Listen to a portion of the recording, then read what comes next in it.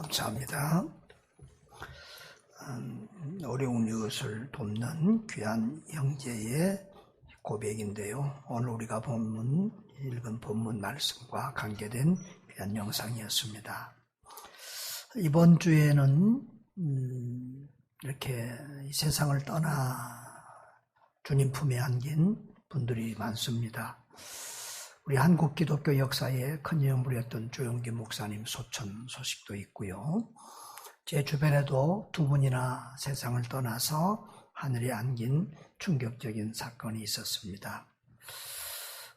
우리 노예 같은 시철에 또 우리 같이 일하던 후배 목사님, 58세 된 목사님이 소천하셨는데요. 백신 주사를 맞고 2, 3일 만에 이렇게 등산 갔는데 그게 무리가 돼서 그렇게 건강하고 건강하던 월요일마다 전국산을 다 타다시피 하는 분인데 이렇게 심장마비로 돌아가셨어요. 그 아들이 고3짜리 아들이 있는데 얼마나 우는지 아주 참 옆에서 볼 때 너무 안타까웠습니다. 또 우리 83세 되신 우리 박순희 권사님 남편 김성심 성도님이 갑자기 돌아가셨는데요. 이렇게 월요일부터 열이 났는데 병원에서 열이 나니까 아무 병원에도 안 받아줘서 이렇게 때를 놓쳐서 나중에 이제 열 떨어져서 가니까 벌써 폐렴 증상이 폐렴으로 열이 났던 것 같은데 오래되고 심근경색으로 이렇게 사망을 하게 됐습니다. 참 코로나 때문에 코로나로 죽는 사람도 많이 있지만 코로나 때문에 이 호흡기 계통이나 또 열이 나는 이런 환자들이 제때 치료를 받지 못해서 돌아가시는 분들은 오히려 더 많은 것 같습니다. 또 코로나로 이렇게 우울증이나 또 사업의 실패로 세상을 떠난 사람들의 소식이 연일 계속되고 있습니다. 참 안타깝습니다. 이렇게 참 어려운 소식들을 접하면서 어떤 사람들이 정말 우리가 위로해줘야 될 어려운 사람들일까 이런 생각을 해보았습니다. 이렇게 갑작스럽게 가족을 잃은 분들도 힘들 것이고 특별히 이 자살한 사람이 있는 가족들은 또 마음이 더 많이 힘들 거라는 생각이 됩니다. 더더욱 힘든 것은 나의 실수, 나의 잘못 때문에 다른 사람이 죽었다. 이런 경우에 나 때문에 나로 인하여 코로나가 옮겨갔는데 그 사람이 죽었다. 굉장히 힘들겠죠. 또 내가 운전했는데 내 잘못의 실수로 사랑하는 내 가족이 죽었다. 이런 경우에 정말 그 충격이나 후유증이 클 것입니다. 저는 가끔 이 장애인들도 생각해 보면 답답하고 어렵다 싶어서 내가 장애인이라면 얼마나 힘들까 이런 생각을 하면서 한번 이렇게 제가 그렇게 시간을 좀 가져볼 때도 있습니다. 우리 늘 말 못하는 농아인을 섬기는 이민교 목사님도 있는데 그 농아인들을 생각하면서 말을 이렇게 몇 시간 안 해보기도 하고요. 때로는 이 소경들이 얼마나 불편할까, 어떤 것이 더 힘들까 생각하면서 이렇게 눈을 감고 한참 동안 지내보기도 하는데 참 소경이 참 불편하고 힘들 것 같다 이런 생각도 합니다. 요즘은 통증으로 고생하는 성도들 때문에 애타고 또 세상에 이런 일인가 지난번에 TV 보니까 어떤 남편이 중풍병에 걸려서 한 20년 동안 이렇게 누워있는 아내를 섬기는데 아주 너무 감동적이었습니다. 참 저런 사람도 세상에 있구나. 하여튼 이 아픈 장애인 가족이 있어서 평생 동안 같이 사는 가족들의 문제도 심각합니다. 오늘 예수님은 우리 주변에 이런 불쌍한 사람들을 이야기하면서 그런 사람들에게 우리가 사랑을 베풀 것을 말씀하고 있습니다. 그런데 우리는 우리 주변에 어려운 사람들을 보면 도와주려고 했던 것을 우리가 접어버리고 우리 스스로 이렇게 절제하며 살 때가 있습니다. 한 몇 가지 핑계나 이유를 대자면 그렇죠. 저 지하도나 이런 데 가서 이렇게 어려운 사람이 있어서 뭐 도와달라는 사람이 있어서 돈을 주고 이렇게 한 군데 갔는데 저쪽 가니까 또 있어. 그 다음에 가니까 또 있어. 이러다 보면 아이고 너무 많아서 안 되겠구나. 이제 앞으로 저런 사람 안 둬야 되겠구나. 이렇게 마음을 닫아버리기도 하죠. 그리고 우리가 나도 어려운데 나 넉넉한 사람이 아니고 나 서민이고 나도 겨우 그냥 밥 먹고 우리 가족 사는데 내가 뭐 도와줄 여유가 없어. 이래서 우리가 나는 안 도와도 안 도와도 될 그런 서민 약자라는 생각으로 자기를 그렇게 위로하면서 남 도와주는 것을 포기하기도 합니다. 때로는 남을 도와주다가 상처를 받는 경우도 있어요. 그 사람이 상대방이 나를 속이는 경우도 많아요. 저도 그런 경우를 수없이 당해요. 그러면서 많이 기도하면서. 그런데 그런 어려움을 이기는 중요한 말씀이 오늘 본문의 말씀이에요. 내가 남을 돕다가 행여나 내가 갑질하거나 내가 또 정말 잘못해서 상대방에게 마음의 상처를 주지 않을까. 정말 이 작은 자 한 사람에게 한 것이 예수님께 한 것인데 내가 예수님을 놓쳐버리지는 않는가, 이런 고민들을 하면서 이렇게 살아가곤 합니다. 오늘 우리는 이 예수님의 종말 설교에 나오는 한 비유를 보고 있습니다.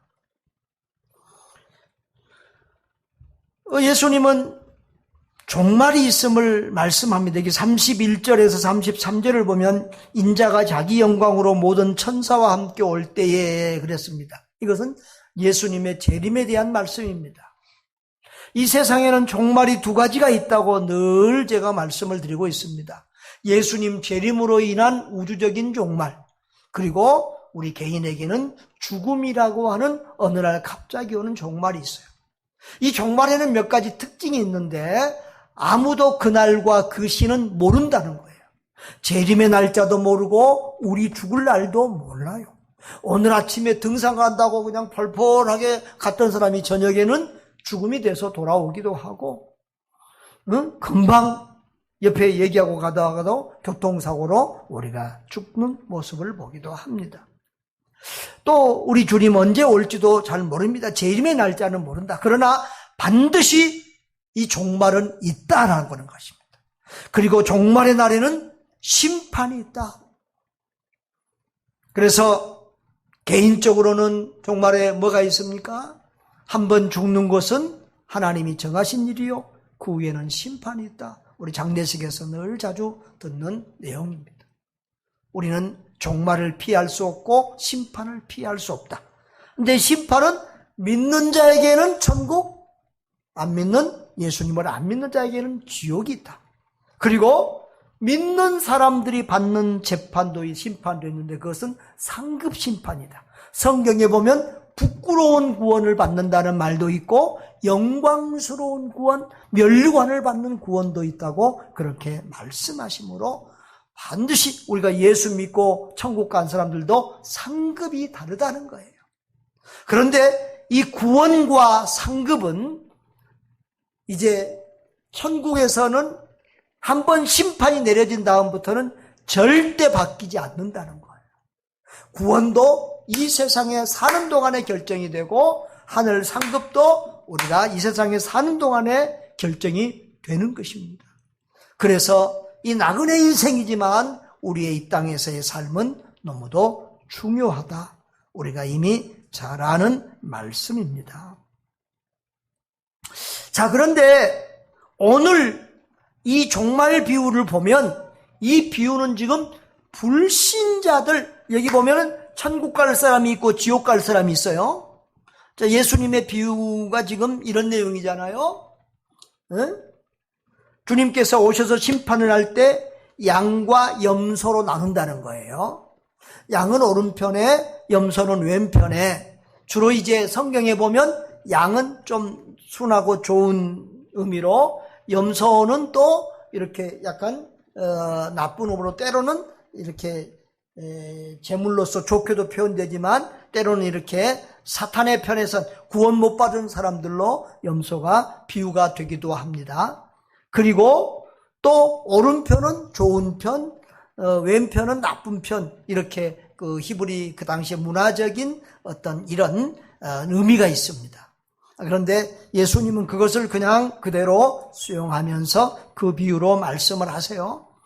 자, 그런데 임금이, 예수님이 재림하셔서 이제 재림주이신 주님이 그 오른편에 있는 자들에게 이렇게 말한다. 내 아버지께 복받을 자들이여, 나와 창세로부터 너희를 위하여 예비된 나라를 상속받으라. 그러면서 너희가 내가 줄일 때에 먹였고, 목마를 때에 마시게 했고, 또 이렇게 헐벗었을 때에 돌아보았고, 나그네 될 때에 영접했고, 또 옥에 갇혔을 때 돌아보았다는 거예요. 그런데 이 양의 편에 선 사람들, 의인들은 뭐라고 말하는, 주님 무슨 그런 말씀을 하세요? 언제 주님이 나한테 와서 내가 식사 대접한 적이 있습니까? 언제 내가 주님께 옷 입혀드린 적이 있습니까? 내가 언제 주님을 찾아가 뵌 적이 있습니까? 나는 주님께 그렇게 좋은 일 한 적이 없습니다 라고 말할 때 주님께서 그 가장 어려운 사람, 가장 작은 자 하나에게 한 것이 곧 내게 한 것이다, 이렇게 말씀하시죠. 자, 그런데 그 다음에 반대로 염소의 편에 선 사람들에게는 너희는 내가 어려울 때 나를 돌아보지 않았다라고 그렇게 주님께서 책망을 하십니다. 자, 그런데 보세요. 이 양의 편, 염소의 편이 어디 사람들입니까? 염소 편에 있는 사람들은 저 교회 밖에 있는 사람들입니까? 아니라는 거예요. 이 염소 편에 있는 사람들이 한 말을 보십시오. 44절을 한번 읽어볼까요? 44절 시작. 그들도 대답하여 이르되 주여, 우리가 어느 때에 주께서 줄이신 것이나 목마르신 것이나 나그네 되신 것이나 헐벗으신 것이나 병드신 것이나 옥에 갇히신 것을 보고 공양하지 아니하더이까 라고 했어요. 그들도 예수님을 주님이라고 확실히 부르고 있고, 내가 주님인 줄 알았으면 분명히 내가 대접하고 공개했지, 내가 주님을 대접하지 않겠습니까? 내가 주님을 모른 척 하겠습니까? 그런 말씀하지 마세요. 그렇게 하면서 말하고 있는 것을 보면 다 이 사람 지금 요즘 말로 하면 다 뭐예요? 전부 다 교회에 나오고 있는 사람들이라는 거예요. 기본적으로 우리가 볼 때 다 믿음이 있다고 생각되는 사람들이라는 거예요. 그런데 그 교회 안에 구원받을 사람이 있고 구원 못 받을 사람이 있다라는 거예요. 양이 있고 염소가 있다라는 거예요. 그렇습니다. 지상교회는 그렇습니다. 교회에 나왔다고 다 구원받는 것 아닙니다. 양이 있고 염소가 있습니다. 물론 새가족들은 아직 구원의 믿음이 없을 수 있지만 오랜 성도들에게도 그런 사람들이 있을 수 있다. 따라합시다. 교회 안에 양도 있고 염소도 있다. 나는 누구인가? 여러분, 참된 믿음을 주님이 보실 때 참된 믿음을 가진 진짜 성도도 있고, 믿는 척하지만 구원받지 못한 가짜 성도도 있다는 것입니다. 자, 그런데 주님은 진짜 믿음과 가짜 믿음을 어떻게 판별하고 있는가? 오늘 본문을 보면 조금 우리가 의구심이 드는, 좀 약간 교리적인 의심을 가질 수 있는 그런 부분이 있습니다. 자, 우리가 흔히 예수 믿으면서 가지고 있는 기본, 특별히 우리 장로교인들은 가지고 있는 기본 개념이 있어요. 믿는 자는 의인이다. 그리고 믿는 자는 천국이다. 불신자는 악인이고 불신자는 영원한 지옥이다. 이렇게 성경은 우리에게 말하고 있는 부분이 많아요. 특별히 로마서나 갈라디아서는 주제가 이신득구잖아요. 이신칭의 믿음으로써 의롭다 칭함을 받는다. 그리고 믿음으로써 구원을 받는다. 이것이 로마서와 갈라디아서의 대주조예요. 자, 그런데 여기서는 어떻게 표현하고 있어요? 그런 식의 표현이 없고, 어려운 사람에게 선을 행한 사람은 어디 가고? 천국 가고, 어려운 사람 안 도와준 사람은, 이 사람은 지옥 가는 사람이다 이거예요. 지금 주님이 그렇게 말씀하고 있어요. 자, 그러면은 우리가 평소에 우리가 알고 있는 이건 신앙하고는 좀 다른 것 아닌가? 우리가 행위로서 구원받는다 그러면은 천국 갈 사람이 어디 있겠는가?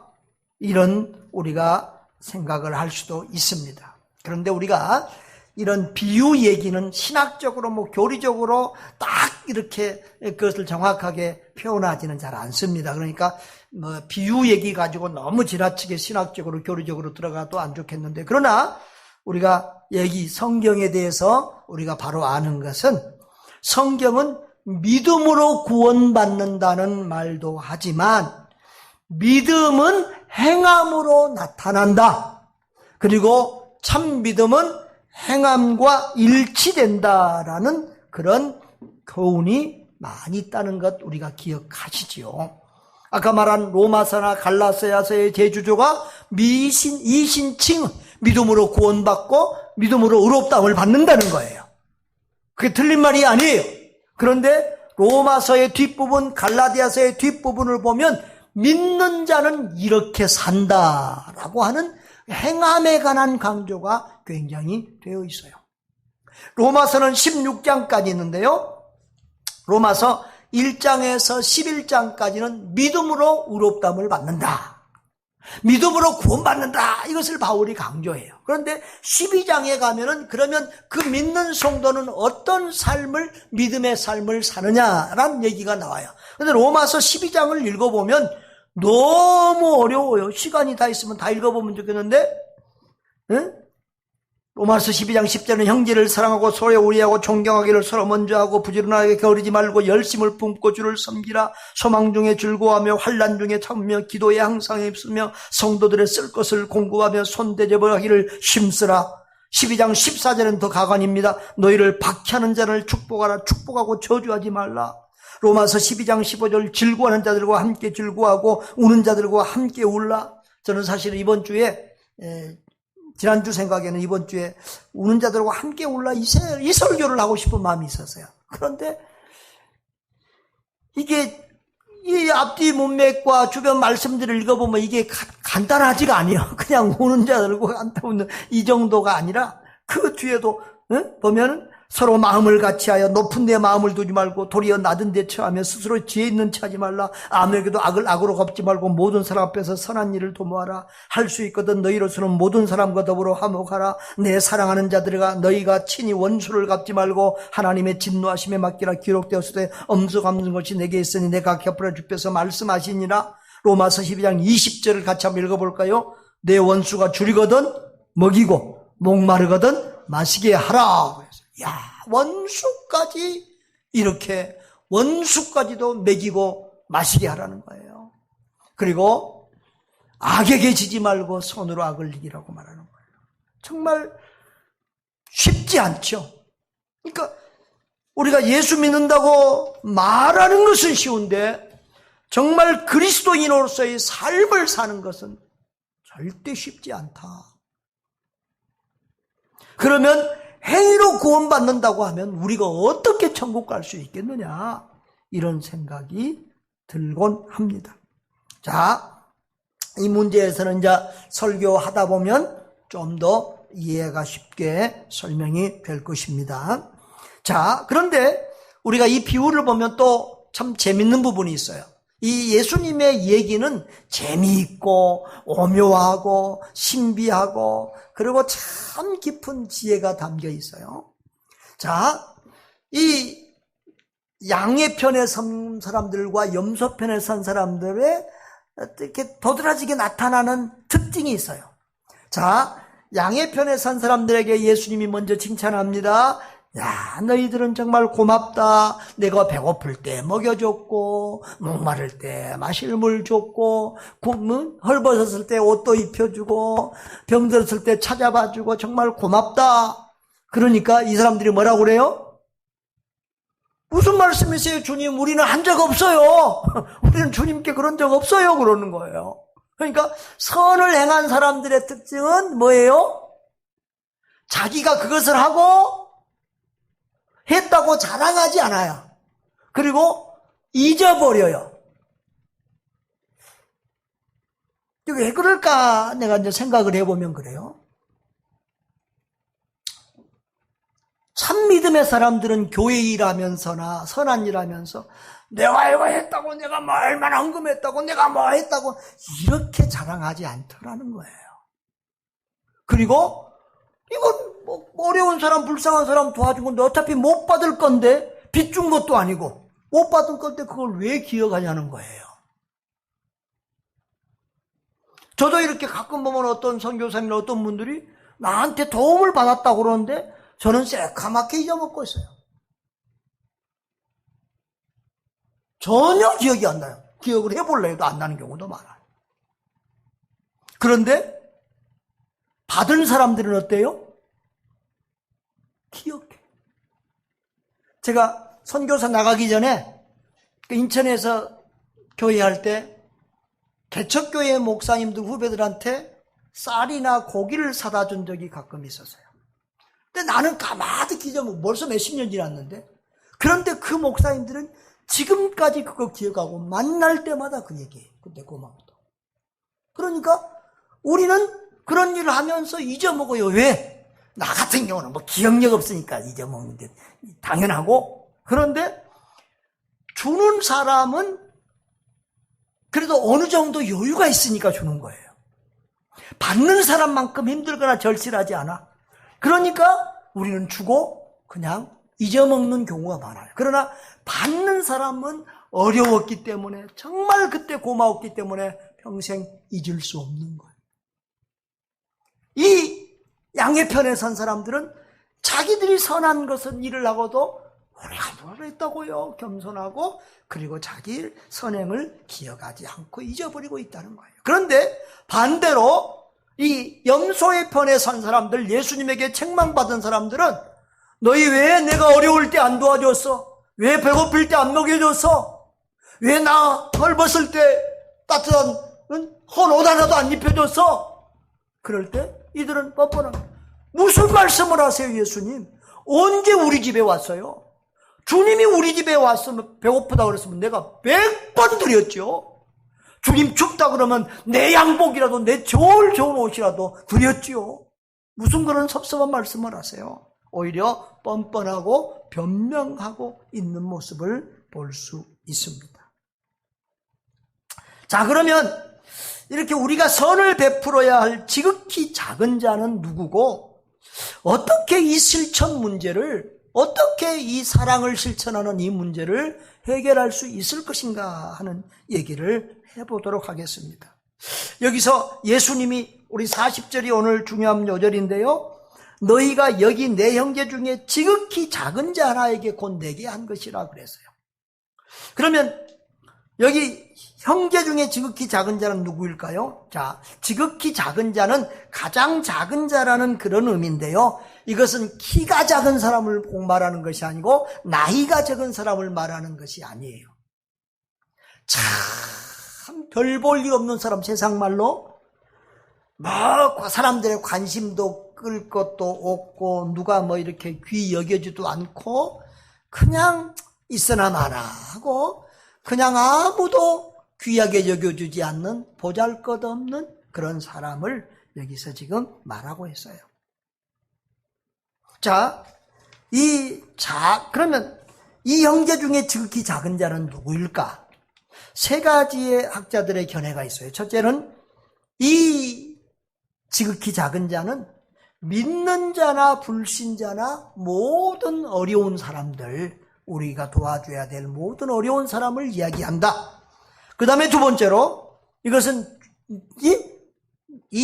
내 형제들 중에서 이렇게 여기 있는 형제들 중에서 이렇게 말했기 때문에 예수님의 제자들을 의미한다. 이런 견해도 있고, 세 번째로는 그리스도를 믿는 모든 하나님의 자녀들을 의미하는 것이다. 이렇게 말하는데, 세 번째 견해가 가장 타당성이 있다고 보여주지만 저는 1번, 2번의 견해도 무시할 수 없다고 생각해요.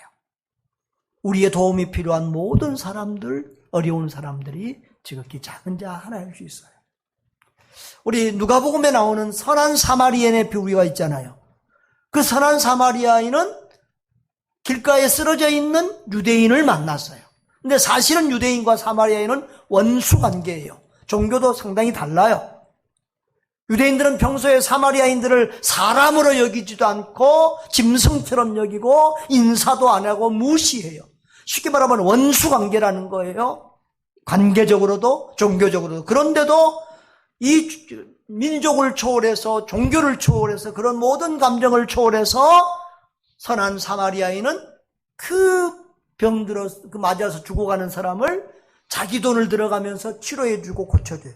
그때 예수님이 뭐라고 그러죠? 야, 너하고 신앙도 다른 사람한테 뭐 그런 짓 했냐, 그렇게 하지 않고, 이 사람이 진정한 우리의 이웃이다. 너도 말로만 믿는 척 하지 말고, 바리새인들도 너도 가서 이와 같이 행하라. 그렇게 말씀하고 있는 것을 볼 때에 우리는 모든 우리의 도움이 필요한 사람도 지극히 작은 자에 들어가고, 특별히 그러나 예수 믿는 우리 가족들 중에서, 형제들 중에서 지극히 어려운 사람들이 바로 우리가 예수님이 말씀하신 지극히 작은 자라는 거예요. 갈라디아서 6장 10절에도 보면은 너희가 모든 사람에게 착한 일을 하되 더욱 믿음의 형제, 믿음의 가족들에게 할지니라. 할렐루야. 우리가 모든 사람의 착한 일을 할 때 더욱 우리 믿음의 권속들, 우리 식구들을 돌아볼 수 있기를 주의 이름으로 축복합니다. 자, 그런데 이 주님께서 오늘 본문에서 이 지극히 작은 자의 예로 든 사람들이 있어요. 물론 딱 이 사람들만 지극히 작은 자고 불쌍한 사람이라고 볼 수는 없죠. 구약 성경에는 이 불쌍한 사람들에게 3대 이렇게 이름이 있죠. 뭐가 있죠? 고아와 과부 그리고 이방인 나그네. 이 세 종류의 사람을 구약 성경에서는 늘 어려운 불쌍한 사람들이라고 하고 또 교회에서 돕고 배려해야 될 사람이라고 하죠. 그런데 오늘 본문에서 예수님은 어떤 사람들을 불쌍한 사람, 지극히 작은 자라고 하고 있느냐? 35절에 보면 뭐예요? 자, 줄인 자, 그 다음에 목마른 자, 그 다음에 나그네 된 자. 여기서 나그네 된 자라는 말에 대해서 조금 어려울 텐데요. 이것은 이방인, 또 외국인, 우리 선교사님들도 그런 나그네 된 자 중에 들어올 거예요. 한국에 와 있는 우리의 외국 동료들, 이방인들. 그들은 늘 외롭죠. 명절이 되면 더 외롭습니다. 우리 선교사님들도 그 나라가 또 이방인이고 한국에 와도 이방인입니다. 한국에 와 있어도 내 집이 아닌 것 같아서 성도들이 보면 언제 나가세요? 혹시나 또 이런 말이라도 하면은 가슴이 덜컥합니다. 아이고, 내가 오래 있어서 저렇게 묻는구나. 참 그렇습니다. 이 명절이 되니까 참 우리 선교사님들한테 더 잘해주고 싶은 마음이 있는데 사실은 저도 선교사 했지만 한 번도 한국에서 명절을 지내본 적이 없습니다. 왜? 이 명절 때는 구정이나 추석 때는 선교사들이 한국에 잘 나올 때가 아니에요. 특별한 일이 없으면. 응? 그렇기 때문에 명절을 한국에서 지내본 적은 한 번도 없어요. 근데 그 명절 때가 되면 더 고향 생각이 나고 부모님 생각이 더 나곤 하죠.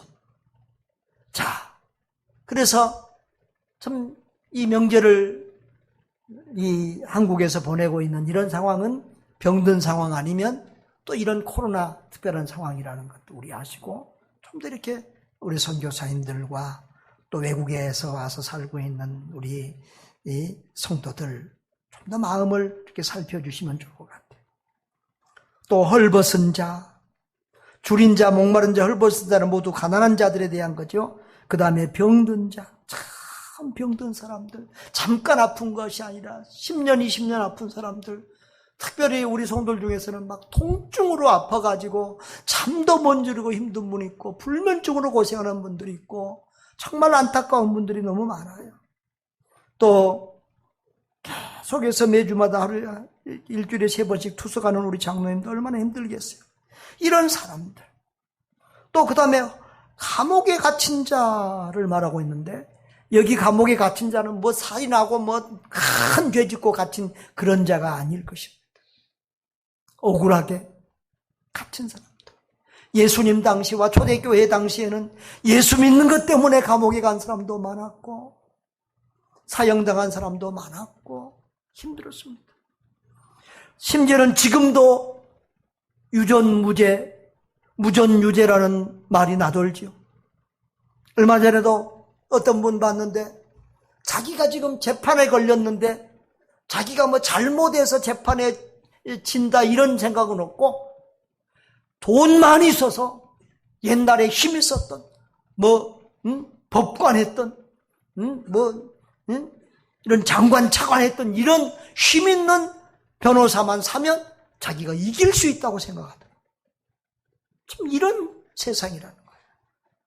그래서 때로는 정말 억울하고 힘든 사람들이 옥에 갇혀 있는 그런 불쌍한 사람들도 많다는 거예요. 이런 어려운 불쌍한 사람들을 돌아보는 것, 이것이 오늘 우리 주님이 우리에게 요구하는 것입니다. 자, 그러면 여기서 우리가 지극히 작은 자를 돕는 것 어려울까요? 쉬울까요? 우리 아까 초구에도 말했지만 우리는 여러 가지 핑계로 여러 가지 이유로 어려운 사람 돕는 것을 우리가 이미 포기하거나 또 그만두는 그렇게 살고 적극적으로 돕지 않는 경우도 많습니다. 자, 지난 예배처럼 한번 제가 물어보겠습니다. 지극히 잡는 자를 돕는 것 어려울까요? 쉬울까요? 쉽다고 생각하는 사람 손 들어봐요.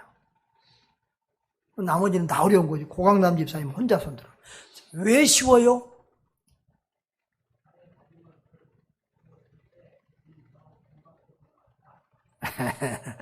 네. 자, 좋은 말씀인데 제 생각은 좀 다른데요. 자, 이 지극히 작은 자들이 우리에게 도움을 받고 싶은 것은 큰 걸까요? 작은 걸까요? 여러분, 이 가난하고 어려운 사람들 뭐 아파트 사달라고 그래요? 전세금 달라고 그래요? 뭐 자동차 사달라고 그래요? 그런 건 아니잖아요. 밥 한 끼만 대접해도 고마워하고 물 한 잔만 줘도 고마워하고 따뜻한 위로의 말, 격려의 말 하나만 해줘도 잊을 수 없이 고마워할 수 있는 그런 어려운 사람들이라는 거예요.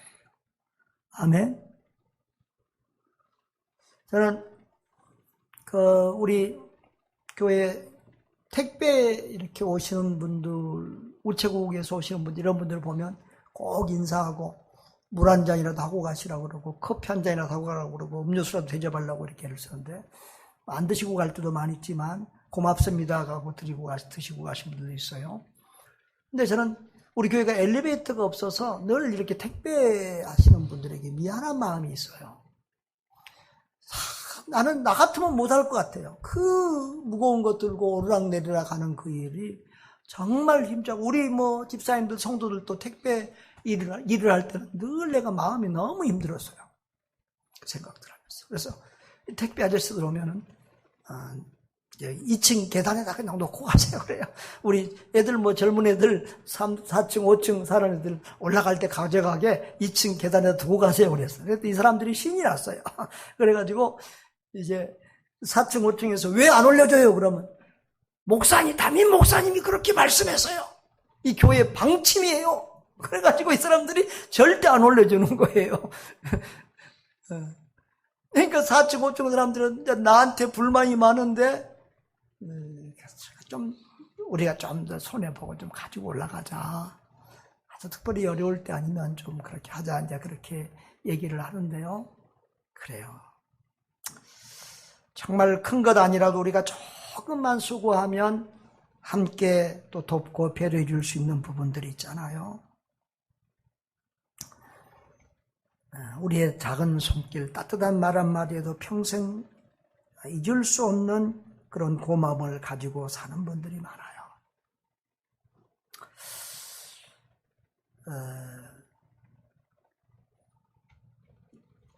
우리 선교사님들한테 이렇게 옷을 사드릴 때가 있습니다. 뭐 비싼 거 사드리진 않아요. 또 교회 뭐 선교 재정으로 웬만한 건 다 하는데, 제가 입어보고 싸면서도 괜찮은 거면 선교사님들을 해요. 나는 못 입을 걸 선교사님들한테 입자고 하진 않아요. 양복도 요즘은 이제 또 좋은 양복 좀 소개받아서 이렇게 가서 입는데 한 30만 원 안짝이에요. 크게 비싸지 않은 건데 저도 입어보고 좋고, 그래서 이제 선교사님들 가서 이렇게 20에서 30만 원 그 사이인데, 우리 지금 김수윤 선교사님은 양복 정장을 못 사드렸어요. 왜냐하면 살이 지금 너무 많이 빠져 있어서 앞으로 이제 건강해지고 살찌면 사준다고 지금 무섭네.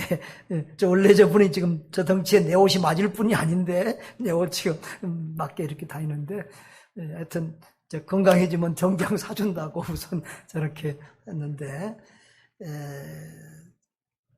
전 때로 우리 선교사님들한테 이렇게 내가 입던 옷 줄 때도 참 많아요. 그러니까 나하고 덩치가 비슷한 사람들은 거의 대옷을 입고 다니는데, 집에 가면 쟤는 옷이 딱 두 종류가 있어요.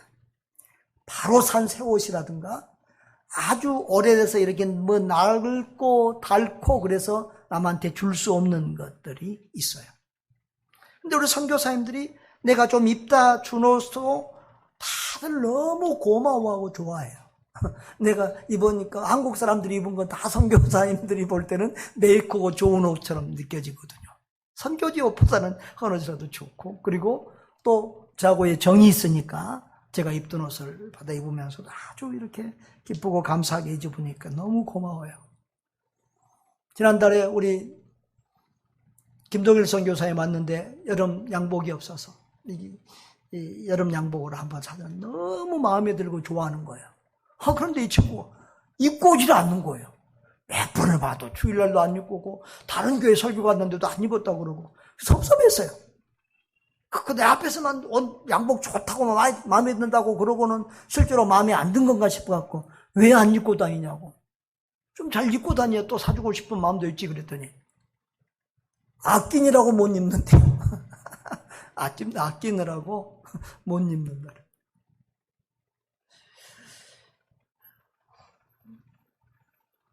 전에 사준 것도 한국에서는 안 입어도 선교지에서는 아주 주일날마다 다뤄지게 입었다고 그러는데요.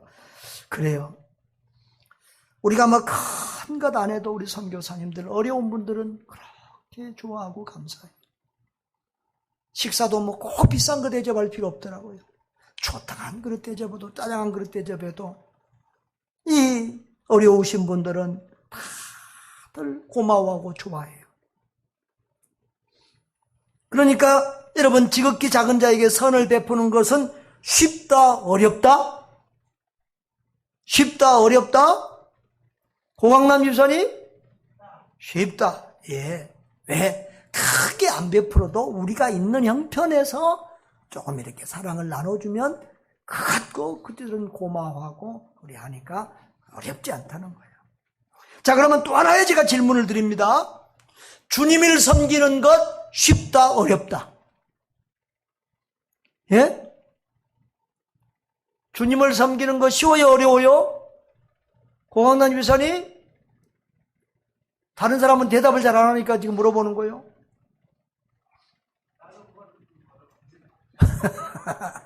자, 여러분, 정답은 뭘까요? 따라합시다. 쉽다예요. 왜 쉬워요? 주님이 뭐라고 그랬어요? 네 주변에 있는 어려운 사람을 도와준 그것이 곧 누구에게 한 것이다? 나에게 한 것이다. 할렐루야. 우리 주변에 조금만 마음을 쓰면, 조금만 우리가 생각하면 도와줄 수 있는 어려운 분들 있잖아요. 조금만 도와줘도 감동하고 눈물을 흘리는 우리 어려운 이웃들, 지극히 작은 자나들 우리 주변에 있어요. 관심 가지고 보면. 그들을 섬긴 것이 곧 주님을 섬긴 거예요. 그러니까 주님을 섬기는 것은 어렵다? 어렵지 않다? 어렵지 않다.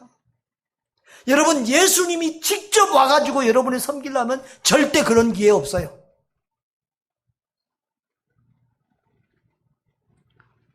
여러분 주변에 있는 지극히 작은 자가 바로 예수님이라는 사실을 생각하고 그들을 섬기면 그것이 바로 주님을 섬기는 것이 된다는 사실을 꼭 기억하시기를 바랍니다. 아멘. 자, 그런데 오늘 설교를 들으면서 우리가 아까 문제 제기를 했던 거 있는데, 이 주님의 심판이 무섭다는 거예요. 어려운 사람들, 불쌍한 사람들 좀 안 도와줬다고 지옥 가게 해? 저주받을 자라고 그러고 지옥 형벌을 선포해요. 이건 좀 아니지 않아? 너무 주님이 무서운 것 같고, 우리가 기존적으로 알고 예수만 믿으면 천국 간다고 그러는데 왜 그래? 이런 생각이 들지요. 아, 들어요 안 들어요? 아, 지금 나 혼자 지금 원맨쇼하는 거예요. 들어요 안 들어요? 믿음이 와서 여러분은 안 들어요. 생각이 없는 건지 믿음이 없는 건지 모르겠네요. 생각 없으면 안 돼요. 자, 그런데 제가 이 야고보서 2장 13절을 읽으면서 위로와 답을 찾았는데요. 자, 한번 읽어볼까요? 시작. 긍휼을 행하지 않은 자에게는 긍휼 없는 심판이 있으리라. 자, 여기부터 봅시다. 여러분, 긍휼 없는 심판이 있는 사람들 아까 누구지요? 염소편에 있는 사람들이잖아요. 그렇죠? 자, 그러니까 이것은 뭐냐 그러면은 우리는 주님의 긍휼을 입지 않으면은 구원받을 수 있다 없다? 없어요. 우리 중에 행위가 완전하고 의로워서 구원받을 사람은 아무도 없어요. 주님이 우리를 불쌍히 여겨주셔야만, 긍휼의 은총을 입어야만 우리는 구원받을 수 있는 줄 믿습니다. 아멘. 자, 그런데 그 다음에 긍휼은 심판을 이긴다. 할렐루야. 따라합시다. 긍휼은 심판을 이긴다. 할렐루야. 그러니까 우리가 지옥 심판을 받지 않으려면 뭐예요? 긍휼의 은혜를 입어야 된다는 거예요. 예수님이 우리를 긍휼히 여기사 우리 같은 죄인들을 위해서 십자가 져 주시고 우리의 죄를 대속해 주시는 그 긍휼을 입어야 될 줄 믿습니다. 또한 아까 말한 것처럼 우리가 다른 사람을 긍휼히 여길 때 주님도 우리를 긍휼히 여겨주시는 거예요. 우리가 다른 사람의 죄를 용서할 때 나도 너희의 죄를 용서해 주겠다고 그러는데, 우리가 다른 사람을 긍휼히 여길 때 주님도 우리를 긍휼히 여겨주시는 줄 믿습니다. 그러니까 우리가 어려운 이웃들, 불쌍한 사람들을 도와주는 긍휼을 베풀 때 우리가 주님의 긍휼을 입고 심판을 이기는 줄 믿습니다. 심판받지 않는다 이거야. 할렐루야. 할렐루야. 자, 그런데 여러분 또 그러니까 우리가 심판받지 않는다는 게, 지옥 심판받지 않는다는 게 지금 꼭 이렇게 무섭고 우리가 피할 수 없는 그런 게 아니라는 얘기를 지금 하고 있어요.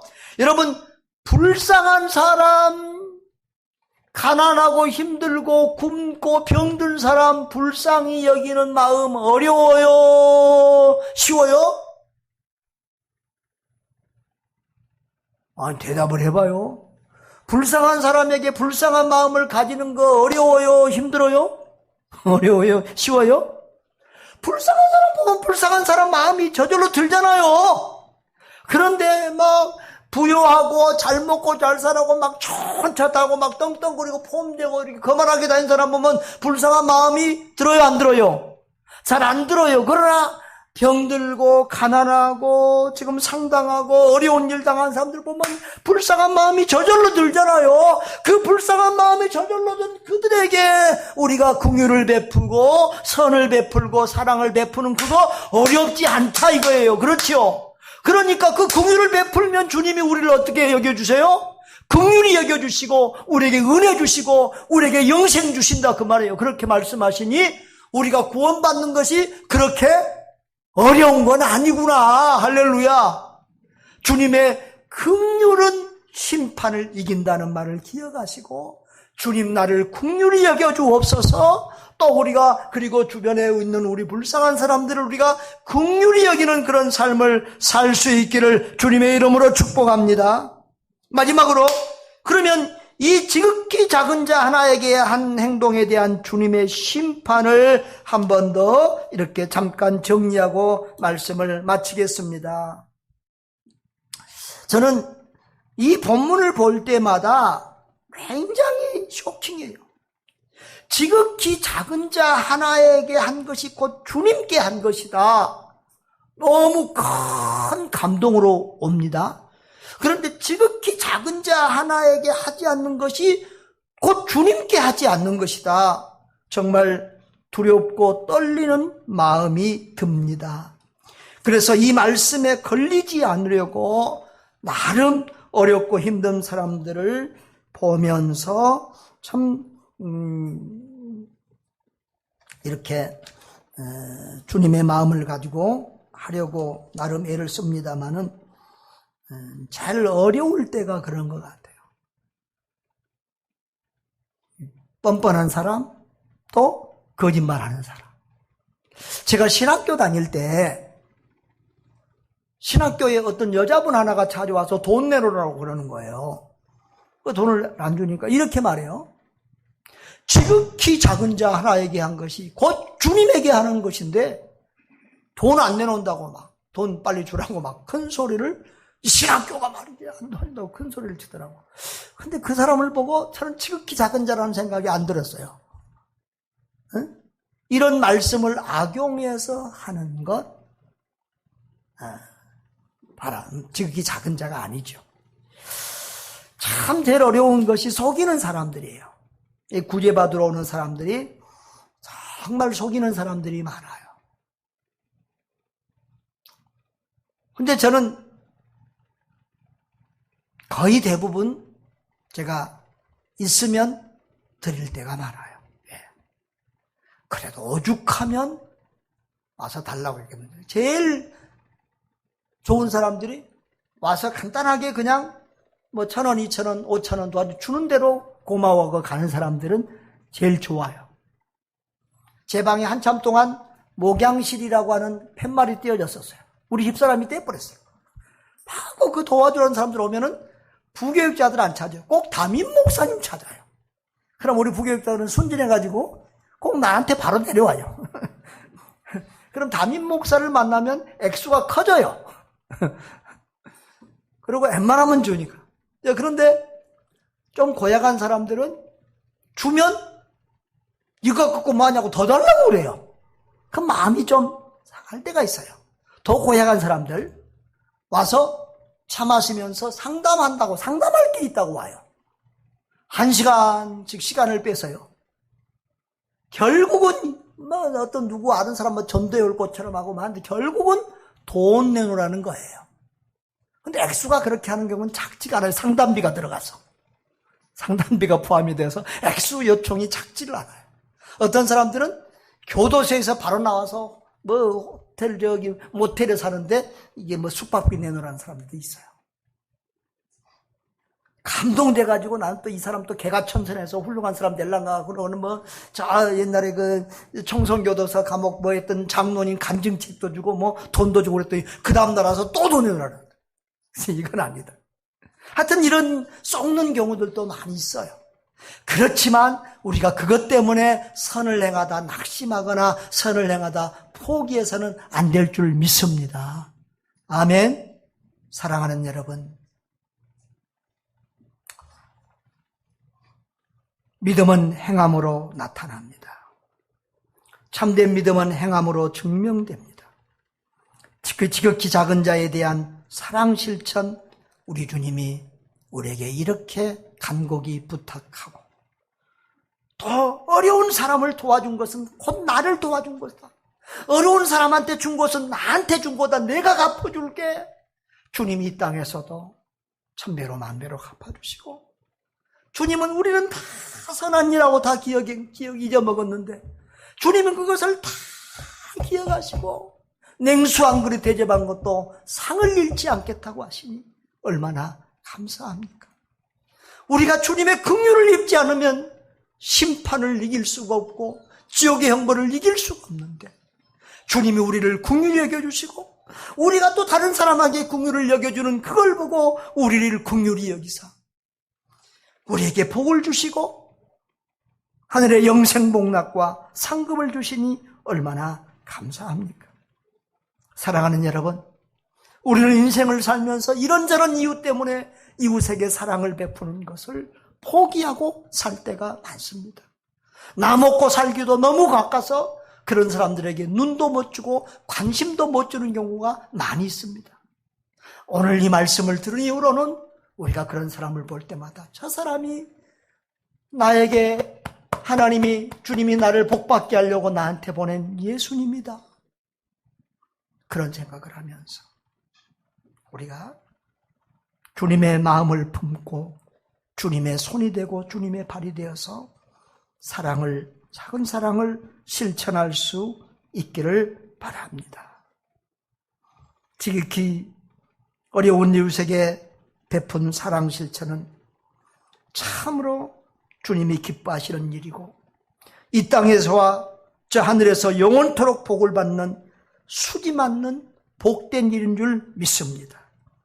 지극히 작은 자에게 선을 행함으로 우리 주님을 섬기고 대접하여 영원토록 복을 받는 복된 성도들 되시기를 주님의 이름으로 축원합니다. 아멘. 통성으로 기도합니다. 존귀하신 아버지 하나님, 감사합니다. 주님께서 우리를 사랑하셔서 우리를 주님의 도구로, 주님의 선행의 도구로 사용해 주신 것을 감사합니다. 우리 주변의 작은 예수들, 지극히 작은 자 하나들을 보내주셔서 우리가 그들을 섬길 수 있도록 해주셨는데, 우리는 주님의 마음이 없어서, 영의 눈이 열리지 않아서, 이런저런 믿음이 없어서 이런저런 핑계를 하면서 그 주님의 사랑을 잘 실천하지 못한 건 용서해 주십시오. 주님처럼 살게 해주세요. 주님 닮게 해주세요. 주님의 마음을 가지고 낮은 자리에서 섬길 수 있도록 은혜 베풀어 주시옵소서.